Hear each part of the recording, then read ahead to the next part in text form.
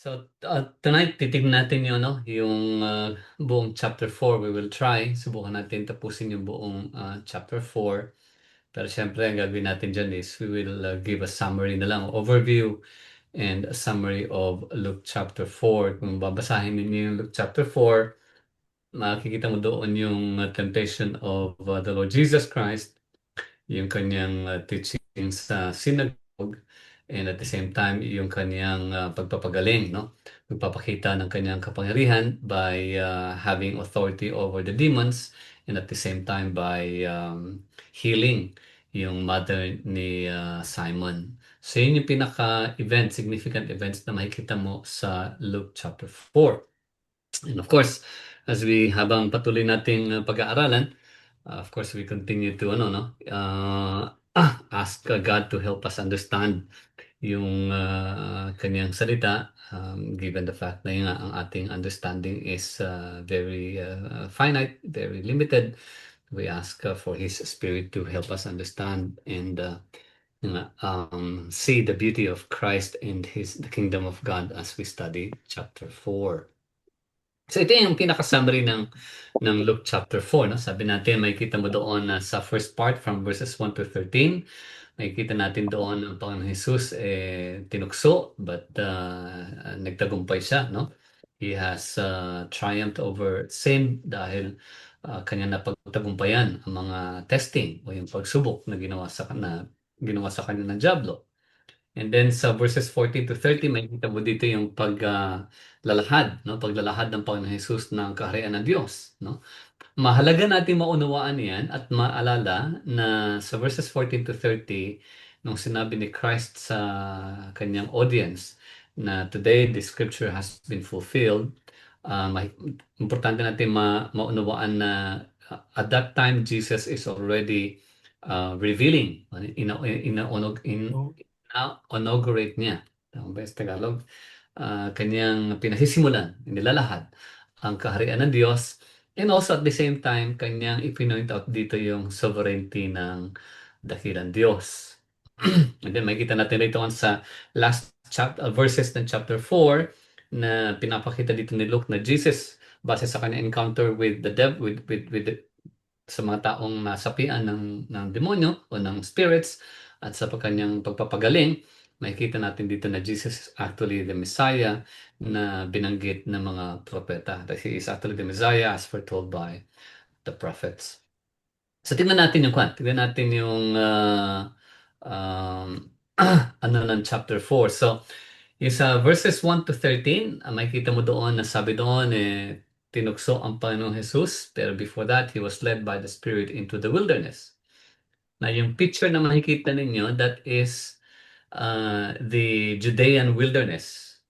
Dyan, based on geographical account, ito yung Judean wilderness where Jesus was led by the Spirit, where He was tempted, no?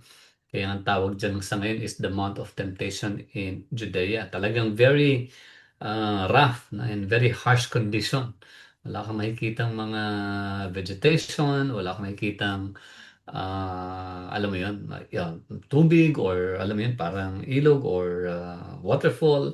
Harsh condition talaga yung wilderness. So kung i-Google search mo dyan yung Judean wilderness, you will see more photos about kung saan talaga tinukso ang Panginoong Jesus. He was tested sa isang sitwasyon na talagang grabe, very harsh condition, no? So tignan muna natin yung aspect na yan, yung Jesus tempted in the wilderness, no? Sabi nga natin, siya ay tinukso sa isang kapanahonan at lugar na kung saan talagang mahirap ang sitwasyon, no? Now, kinakailangan nating i-refer back o balikan yung, kasi remember, Jesus was tempted by the devil, no? In the same way that Adam was also tempted by the serpent, the devil. Si Adam, nung siya'y tinukso, of course, si Adam at si Eva, nung sila'y tinukso, they were tempted in a very, talagang, in paradise, Garden of Eden. Na lahat nag-uumapaw, everything was there, perfect condition, and the serpent tempted Eve, and sa kabila ng magandang sitwasyon at kalagayan, Adam and Eve failed, no? They submitted, they succumbed to temptation, no? At dahil doon, syempre, history will tell us that because of that, sabi nga ni Pablo sa Romans chapter 5, because of one man, because of the sin of one man, referring to Adam, death has come to all, no? On the other hand, the second Adam, because of the second Adam, who is Christ, was triumphed over temptation. Dahil dyan, nagkaroon tuloy tayo ng life because of what Jesus has done. So makita mo doon sa first part ng Luke chapter 4, makita mo doon na talagang Jesus has triumphed over sin and death, no? Sin, no? Jesus has triumphed over sin. Napagtagumpayan niya ang kasalanan, at titignan natin yun ng konti, no? But before we go into, bago natin tignan yung temptation ng Panginoon Jesus, balikan natin yung context, no? Sa chapter 3, nakita natin doon na John the Baptist was proclaiming about repentance. He was proclaiming about repentance and baptism. And then makita natin doon na Jesus himself, nung nakita ni John the Baptist si Jesus, ito nga, sinabi niya, the Lamb of God, na whose sandals I am not worthy to remove, to untie. Notice na John was calling for the baptism of everyone else and repentance. Na John was preaching repentance. Makikita mo doon sa Luke chapter 3 na he was preaching repentance and at the same time baptism, which is symbolic for cleansing. Jesus was baptized not because he needed repentance, dahil wala naman siyang kasalanan, no? Hindi dahil kinakailangan niya ng magsisi o mag-repent, but rather kinakailangan niyang baptized upang ma-identify niya yung sarili niya with us, sinners, who needed to be baptized, cleansed, no? Symbolically. So, Jesus here was baptized, makikita natin yan. And after ng kanyang baptism, sa chapter 3, makikita mo sa chapter 4, na Jesus now was led by the Spirit to the wilderness where Jesus was tested or tempted by the devil. So, makikita mo ngayon dito yung katotohanan na ang Panginoong Jesus ay dinala ng Banal na Espiritu sa wilderness. Hindi siya nagkusa, but rather it was the Spirit who led Jesus onto the wilderness na kung saan siya ay tinukso. Now, tignan natin yung three temptations na makikita mo dyan sa chapter 14 verses 1 to chapter 4 verses 1 to 14 ng Luke. Makikita mo dyan yung three temptations, no? Three temptations ni 11. Sorry. Tama, 14. Makikita mo dito yung three temptations verses 1 to 13. I mean, verses 1 to 13, makikita mo rito yung three temptations ng Panginoon Jesus. So sabi ng chapter 4, siguro i-request ko ang isang kapatiran. Can we read chapter 4 verses 1 to 4? Yung first 4 verses lang. Yes.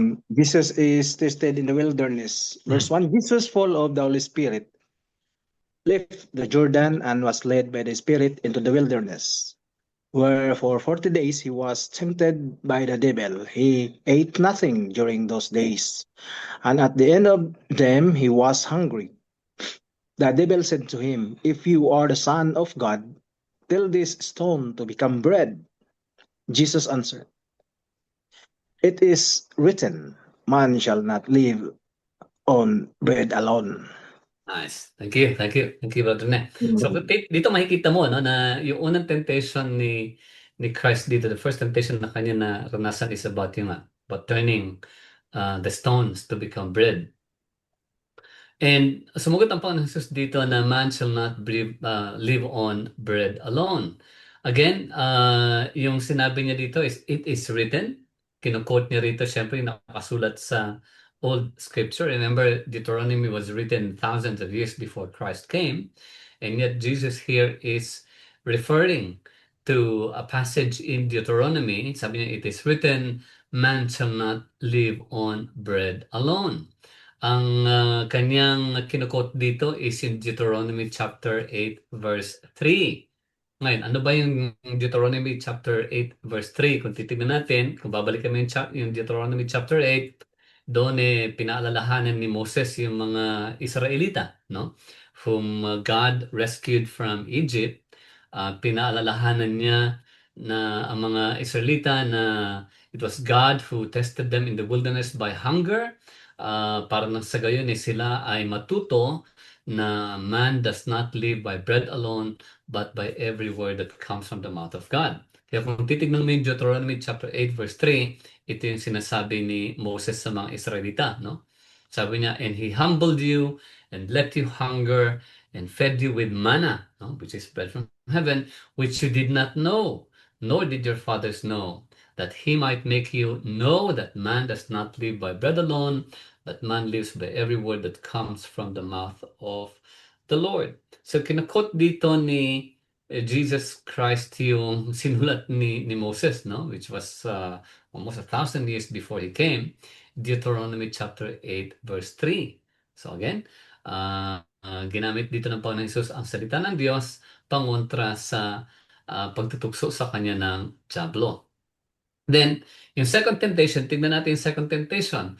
Ang second na temptation dito ng Diablo kay Kristo is yun nga, para siya yung maghari sa lahat ng kaharian sa mundo. Ang projection niya. So siguro, this time, i-request ko naman si Goff, verses 5 to 8. The devil led him to a high place and showed him in an instant all the kingdoms of the world. And he said to him, I will give you all their authority and splendor. It has been given to me, and I can give it to anyone I want to. If you worship me, it will all be yours. Jesus answered, it is written, worship the Lord your God and serve him only. So again, thank you. Thank you, God. So again, second temptation dito, it's about yung pride, no? Yung glory na sabi ng Diablo na kung tanggapin mo ako, kung sambahin mo ako, lahat ng ito, lahat ng kaharian ng mundo na aking pag-aari, sinasabi niya, ibibigay ko sa iyo lahat ito. But again, Jesus answered, it is written, again, kinuquote niya rito ang scripture, it is written, sabi niya, worship the Lord your God and serve Him only. Nung sinabi ng Panginoon Jesus na it is written, again, he's referring back to Deuteronomy. Yung sinulat ni Moses, Deuteronomy chapter 6 verse 13, when Moses told the Israelites nga, worship the Lord your God alone. Ano yung background ng Deuteronomy chapter 6? Ang background nun is, again, pinalalahanan ni Moses yung mga Israelita, no? From God rescued from Egypt. Pinalalahanan ni Moses yung mga Israelites na sabi niya, before you enter the promised land, before you enter the land that God promised you, sabi niya, dapat you should continue to fear and love the Lord always. At sinasabi, huwag niyang kalilimutan, no? Ang ginawa ng Diyos sa kanya at sinabihan niya silang sambahin lamang ang Diyos. Ito yung sinabi ni Moses sa mga Israelites sa Deuteronomy chapter 6, starting sa verse 10 to 13. Sabi niya, and when the Lord your God brings you into the land that He swore to your fathers, to Abraham, to Isaac, and to Jacob, to give you with great and good cities that you did not build, and houses full of all good things that you did not fill, and cisterns that you did not dig, and vineyards and olive trees that you did not plant, and when you eat and are full, then take care, sabi niya, lest you forget the Lord. Baka makalimutan niyo ang Diyos who brought you out of the land of Egypt, out of the house of slavery. It is the Lord your God you shall fear. Him you shall serve, and by His name you shall swear. So, again, this is what is being quoted by the Lord Jesus Christ. Kina-quote niya muli yung sinabi ng Diyos kay Moses, na kung saan sinabi ni Moses sa mga Israelites. So again, it is written. Imagine the Lord Jesus Christ quoting Deuteronomy, no? Written nearly 1,000 years before He even came. Now let's go to the third temptation. Tingnan natin yung third temptation. Yung third temptation dito refers to yung sabi ng tinest ng Diablo ang Panginoong Jesus na kung anak ka talaga ng Diyos, sige, tapon mo yung sarili mo dito at mga anghel ikaw command ng Diyos para kunin ka, no? So again, sabi dito, the devil led him to Jerusalem and had him stand on the highest point of the temple. If you are the Son of God, sabi ng Diablo, throw yourself down from here, for it is written, He will command His angels concerning you to guard you carefully. They will lift you up in their hands so that you will not strike your foot against a stone. Jesus answered, It is said, do not put the Lord your God to the test. So again, it is said, again, the Lord Jesus Christ is again quoting scripture. Ano yung kinuquote niya rito? He's again quoting Deuteronomy chapter 6, verse 16. Again, ito yung katuloy ng context kanina when Moses was reminding the Israelites before entering the promised land. Baka makalimutan niyo ang Diyos. Sabi niya, you shall not put the Lord your God to the test as you tested him at Massa. Yung Massa na yan, kung titignan mo yung Exodus chapter 17, remember the Israelites were grumbling. Nag-grumble sila, walang tubig, kailangan namin ng tubig. They were grumbling, and so they were putting the Lord God to the test. Dahil doon si Moses went to God, nagalit nga siya, went to God, and then God instructed him to strike the stone, the rock, and water came out. So, again, dito, nag-grumble yung mga Israelites, no? And Moses was reminding the Israelites, before you enter the promised land, you shall not put the Lord your God to the test, katulad ng ginawa niyo doon nung walang tubig at tinest ninyo ang Diyos. So, all this, lahat ng mga temptation, yung three temptations dito in particular, now, before I proceed, liwanagin natin na hindi lamang tatlo yung temptations ng Panginoon Jesus, no? Marami yun, no? Dahil kung babanggitin mo, kung titignan mo yung chapter 4 verse 1, sa ni Luke dito, Jesus, full of the Holy Spirit, left the Jordan and was led by the Spirit into the wilderness. Verse 2, where for 40 days he was tempted by the devil. So 40 days he was tempted, no, by the devil. He ate nothing during these days. Kaya lang, at the end of those 40 days nga, ito specifically tatlo yung kinote ni Luke na temptation ng Panginoon Jesus. Dealing with, ano yung temptation niyon?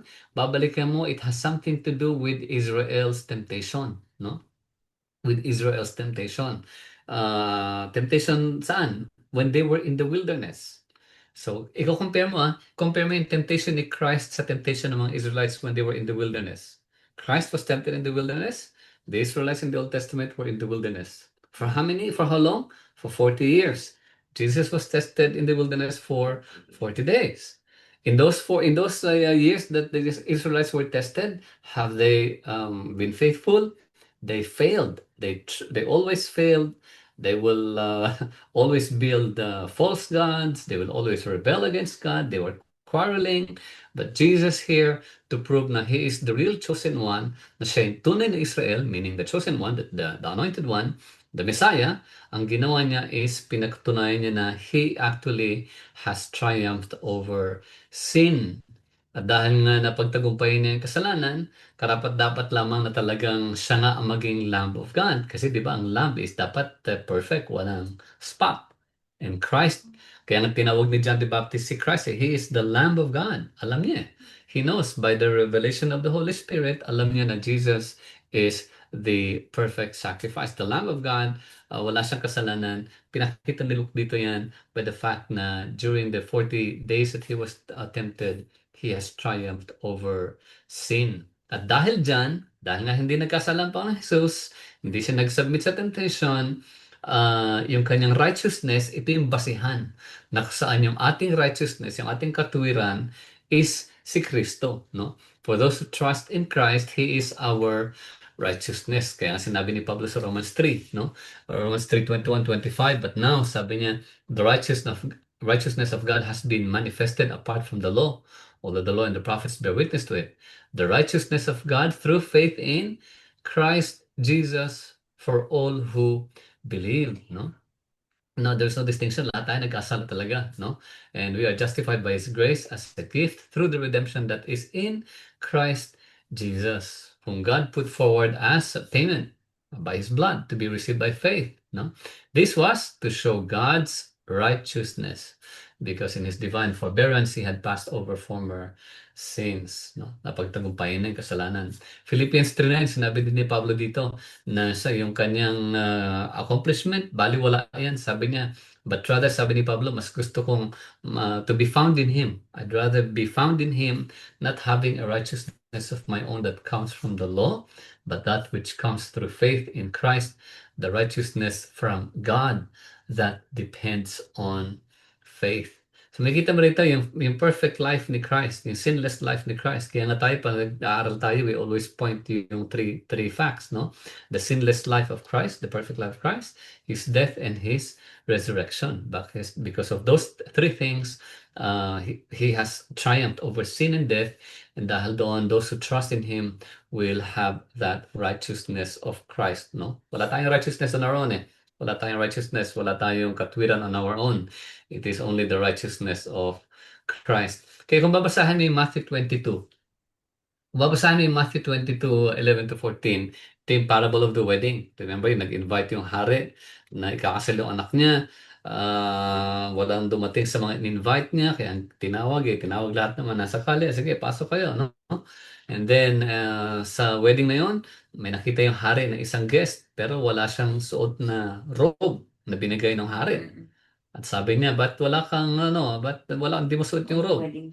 Wala kang wedding garment, no? Dahil sa wala siyang wedding garment, pinaalis siya, pinaaresto siya, and where there will be weeping and gnashing of teeth. Again, that refers to the righteousness of Christ. God has provided righteousness. Ibinigay ng Diyos ang katwiran. Ang katwiran na yan ay walang iba kundi yung Panginoong Hesukristo. We trust in Christ because He is our righteousness. Hindi tayo, no? We don't go to heaven because we are good. No, we're sinners. We don't go to heaven because we're not bad. No, that's not true. We go to heaven because we trust in Christ. We have eternal life because we trust in His sinless life, in His death, and in His resurrection, that His death was for the payment of our sins. We trust in the fact that Christ has defeated sin and death, and because of that, He is our righteousness because God has provided righteousness in Christ. So, importante yun. Importante yung katotohanan na yun nga, yung temptation na yun is napakahalaga na isnulat ni Lucas. Mahalagang isnulat ni Lucas yun dahil gusto niyang i-reveal na talaga ang Panginoong Jesus ay walang kasalanan, no? That He is actually the Son of God. That He is actually the real chosen one, the real Israel. Kasi nga, when Israel was in the wilderness, Israel was not faithful. No? Jesus, on the other hand, completed yung testing, no? Patunay talagang siya yung Lamb of God who knew no sin. Basahin mo yung 2 Corinthians 5:21. Though he knew no sin, he became sin for us para nga tayo maligtas. Hebrews 4:15, sinabi din na meron tayong high priest. Meron tayong high priest na siya nakaka-relate sa atin, nakakaunawa sa ating kahinaan. Bakit? Because in every respect, sabi doon, He has been tested as we are. Christ has been tested as we are, yet He is without sin. Again, pinupoint out talaga na Jesus lived a sinless life. Jesus lived a perfect life. Why? Because of His divinity nga. Because hindi lang yung divinity niya, but because, remember, He was in human flesh, no? In human flesh. Yung 40 days na wala kang pagkain, talaga nakakagutom yun, no?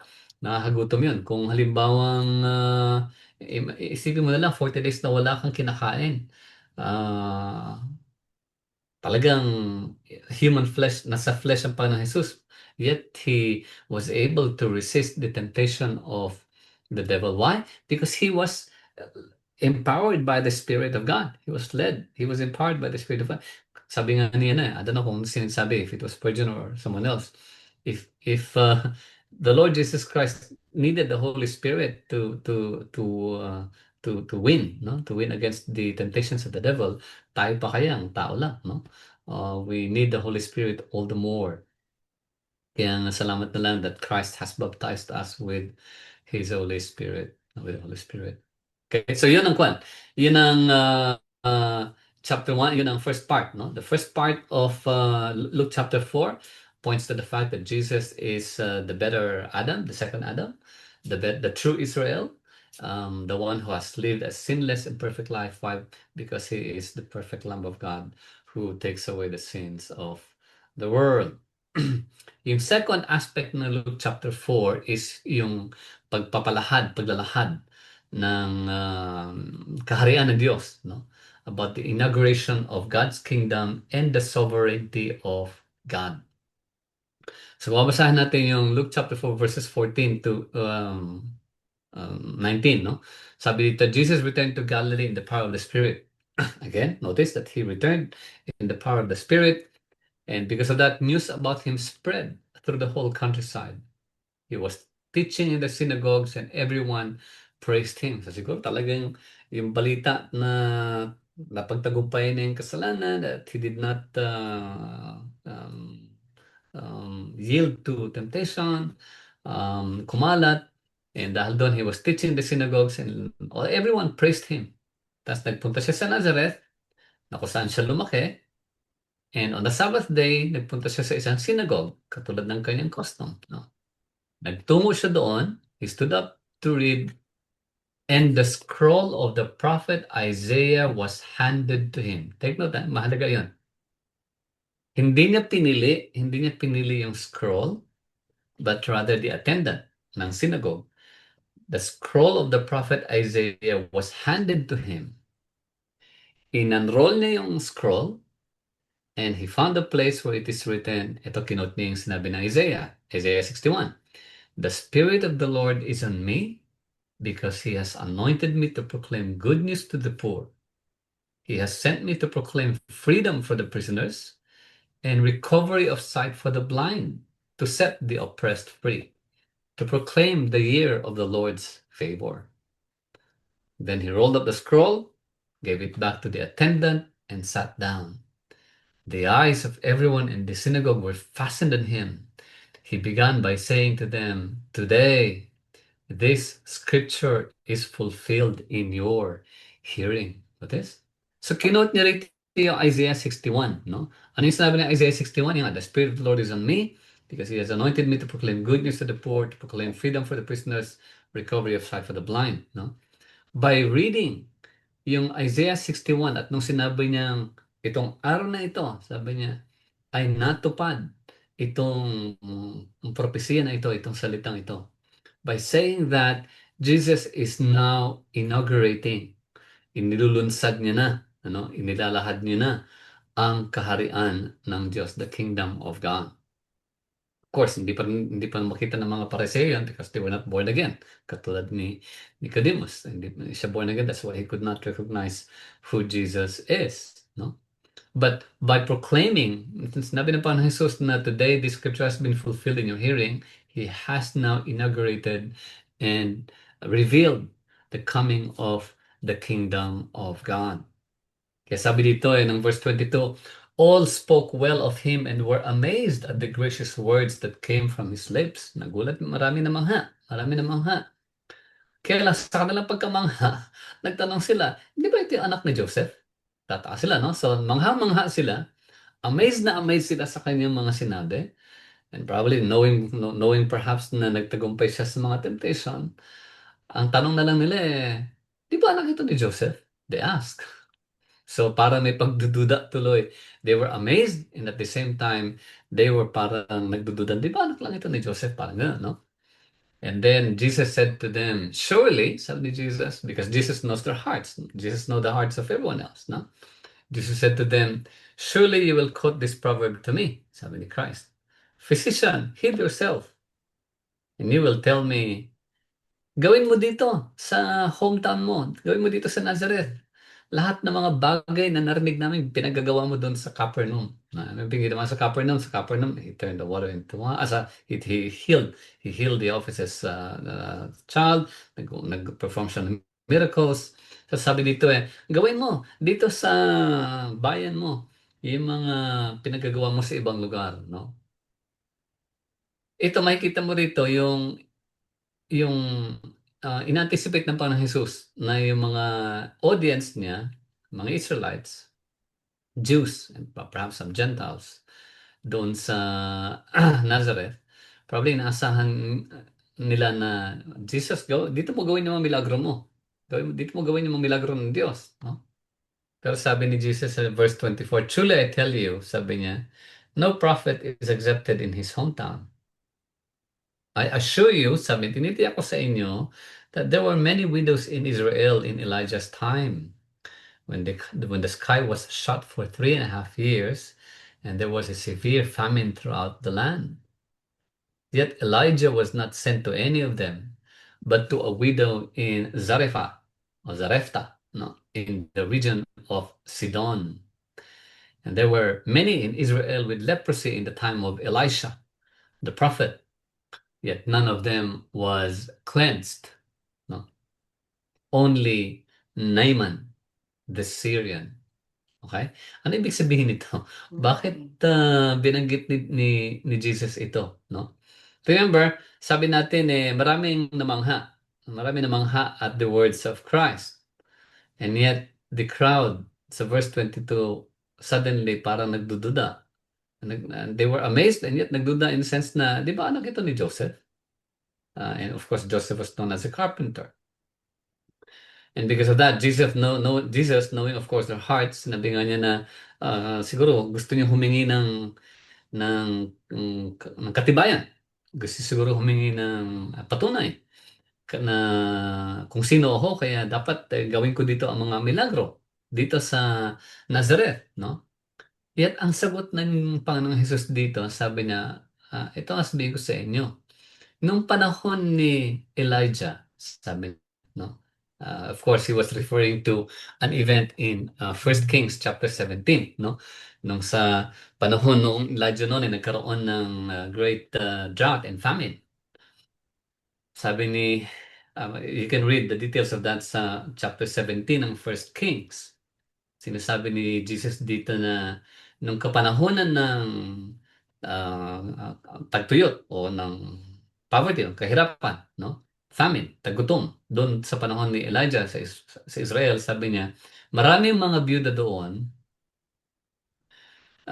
Pero sabi niya, si Elijah, he was not sent to any of the widows within Israel. Sa halip, Elijah was sent to a widow in Zarephath, or Zarephath, no? In the region of Sidon. This is outside the boundary. This is outside the borders of Israel. This is outside the border of Israel. Modern day Lebanon ito. Sidon is now Lebanon, no? That is now in the Lebanese part. So pino-point out dito ni Christ yung sovereignty ng Diyos dahil Elijah could have been sent. Pwedeng pinadala si Elijah doon sa isa sa mga widow sa Israel.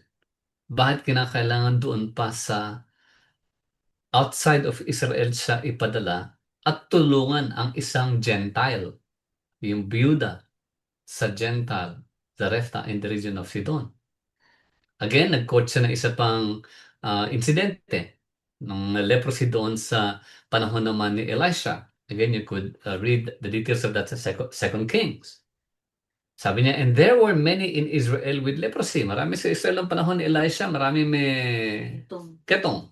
Marami may ketong ng panahon ni Elisha sa Israel, no?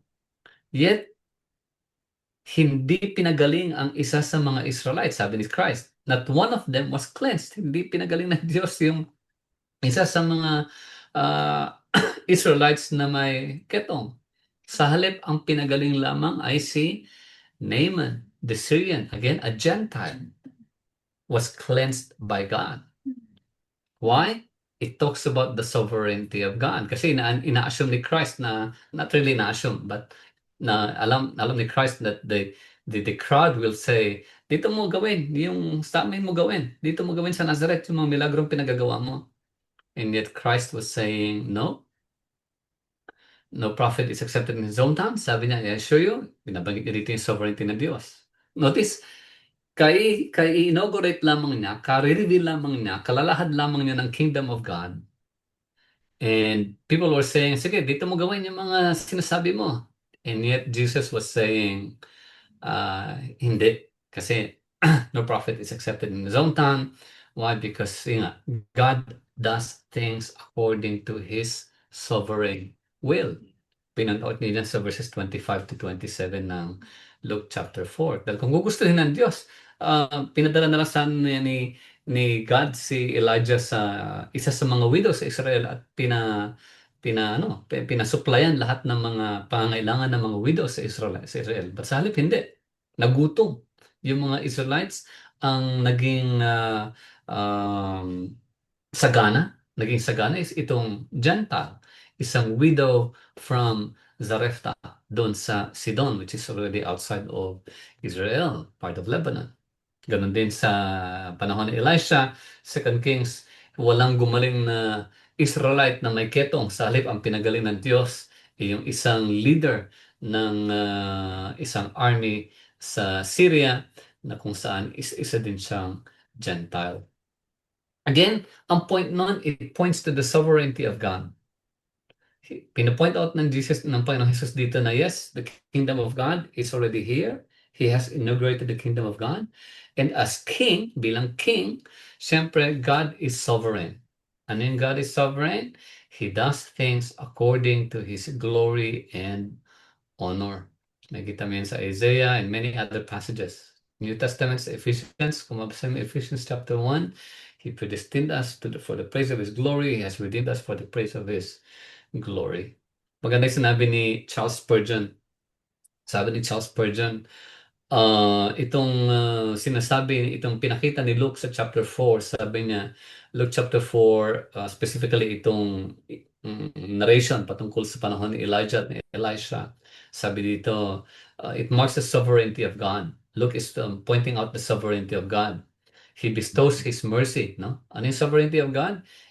Pinagkakaloob niya yung kanyang habag kung kanino niya gustuhin according sa ipinahayag niya kay Moses na I will be gracious to whom I will be gracious and will show mercy on whom I will show mercy. Kinote din niya ni Pablo sa Romans chapter 6 and 9. No? Sabi niya, we dare not ask God why He does this. Hindi natin pwedeng natanungin ang Diyos bakit ganito. Sabi ni Spurgeon. Why? Because He giveth not account of any of His matters. He's not accountable to anyone else. No? Sabi ni Spurgeon, He acts wisely, which is true because Scripture says He is the only wise God. No? But God acts according to the good pleasure of His own will, ayon sa Ephesians. And again, dito nga, ano naging tugon ng Panginoong ng mga audience? Anong naging response ng mga audience nung narinig nila na gano'n nga, pinopoint out ni Jesus dito yung sovereignty ng Diyos na wala kang pinagaling sa Israelite and ang pinagaling ng Diyos yung mga Gentiles, no?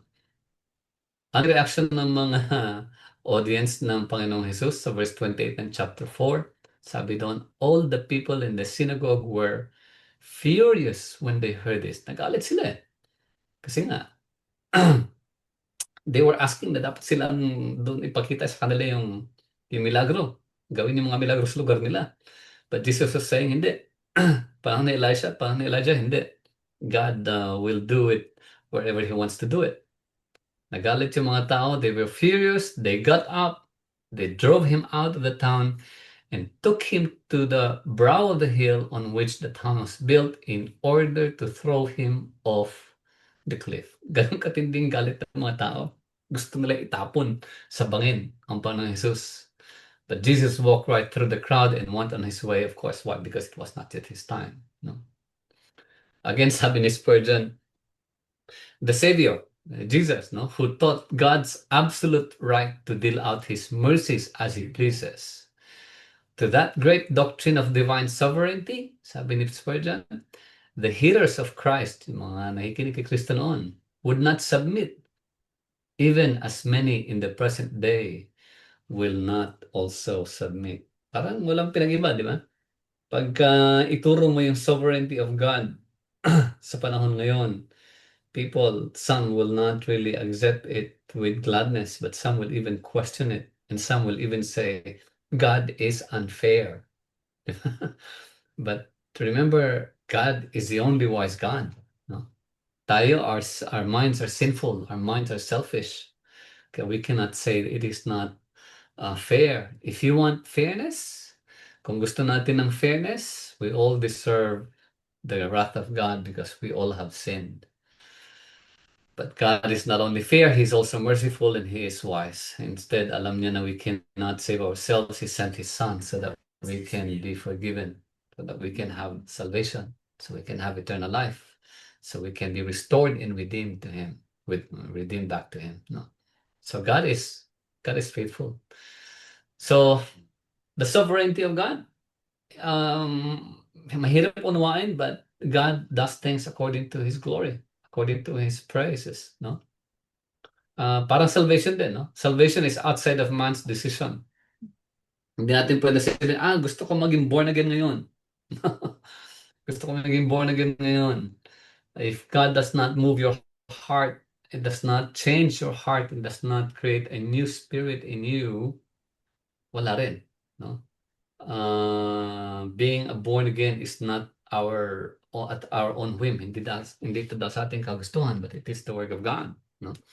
It is the work of God. The reason why we've been born again because God worked in our lives. And ako, marami na ako nakita sa mga altar calls many years ago. Marami na nakita mga tao who, when the pastor made an altar call, marami nang nagpunta sa harapan. Yes, they prayed the so-called sinner's prayer and all that. Even wept, even cried. But after that, they were back to their own sinful ways. Why? Kasi it's not our own choice to become born again. It is God's working. Unless God works in your heart, opens your eyes, creates a new heart in you to hate sin and to follow Christ. It's not something that we decide. It's Christ working, God working in our hearts through His Holy Spirit. Last part of Luke chapter 4 is yung messianic fulfillment. Remember, ang nangyari dito sa Luke chapter 4 verses 31 to 44, ang nangyari dito is Jesus demonstrated his authority when when even the demonic spirits, the unclean spirits, no, obey him, no, obey him. Makikita mo doon yung authority ng Panginoon Jesus over sin nung pinagaling niya yung mother ni Simeon, no? So, again, yung pinakitang miracle ni Christ sa verses 31 down to 42, no? Nung makikita mo dito yung mga miracles ng kanyang pinagagawa dito, this proves the fact that He is the Son of God, that He is the one, na siya yung talagang binanggit ng mga propeta na darating, na kung saan yung mga bulag makakakita, di ba?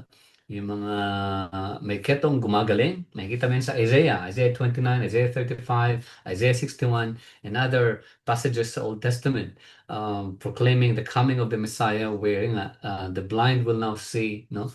The deaf will now hear, yung mga gumagaling, no? So Jesus was performing these miracles to prove that He is actually the Messiah spoken about by the prophets. Na siya yung fulfillment ng mga prophets, that He is the Messiah spoken of by the prophets sa Old Testament. Yung mga miracles ng Panginoon Jesus, no, they were meant to reveal who He is as the Messiah, and to advance, no, to proclaim, to advance the kingdom of God. Yun ang purpose ng miracles noon. Sadly nakakalungkot dahil pagbabasahin natin yung mga miracles ng Panginoon Jesus, sadly makikita natin dito, binibigyan ng emphasis ng ibang teachers yung, gayahin natin yung centurion, meron siyang faith kaya gumaling, no? Gayahin natin yung ganito, meron siyang faith kaya the focus is not on Christ, but it is on the person. Remember, the scripture is about Christ, no? So Luke wrote these things. Sinulat ni Lucas itong mga pangyayaring ito para i-point out kung sino si Jesus Christ. Kasi kung titignan natin, from chapter 1 pa lamang, ni-reveal na ng angel kay Mary and kay Joseph kung sino si Jesus, no? He is the Son of God, no? Who will save his people from his sin. Ni-reveal na kay Mary, ni-reveal na kay Elizabeth, kay Zacharias. Kanino pa? Kay Anna, and kay Simeon. Doon yung matatanda, no? Ni-reveal na kung sino si Christ. And nung baptism ni Christ, ano nangyari ng baptism ni Christ? A voice from heaven came down saying, "This is my beloved Son, in whom I am well pleased." And then after that, nung narinig yung voice from heaven declaring that this is my beloved Son, in whom I am well pleased, Then the devil started, tempting him, if you are the Son of God, or since you are the Son of God, no, gawin mo to, gawin mo ta. But Jesus, of course, triumphed over the temptation by quoting the very word of God. So it's all about revealing who Christ is. Revealing who Christ is. He is the true Israel. He is the true Adam. The second Adam, the better second Adam. He is God's chosen one. He is the Son of God. He is God. He is God in flesh, no?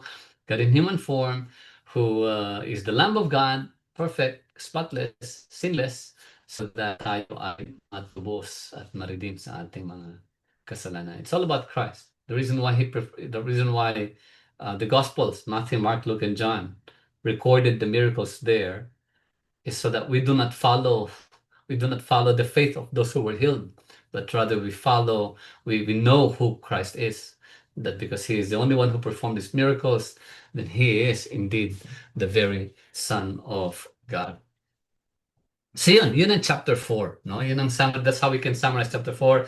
I encourage you to read chapter 4 in your own time, and yun nga, with the notes that we have learned, at least mako-connect ninyo yung mga napag-aralan natin. Of course, when we go to chapter 5 naman, makikita pa rin natin doon yung mga miracles and the signs that Jesus performed. It's all about evidence showing that he is actually the one spoken of by the prophets, na kung saan lahat ng mga may sakit napapagaling niya, no? But of course, chapter 5, mas titignan natin, pagtutuunan natin ng pansin yung yung issue ng fasting, no? Ng fasting sa chapter 5, dahil binanggit din ni Christ dito yung fasting at yung wineskin, yung old wineskin and the new wineskin. Yun ang pagtutuunan natin when we look into chapter 5 next week.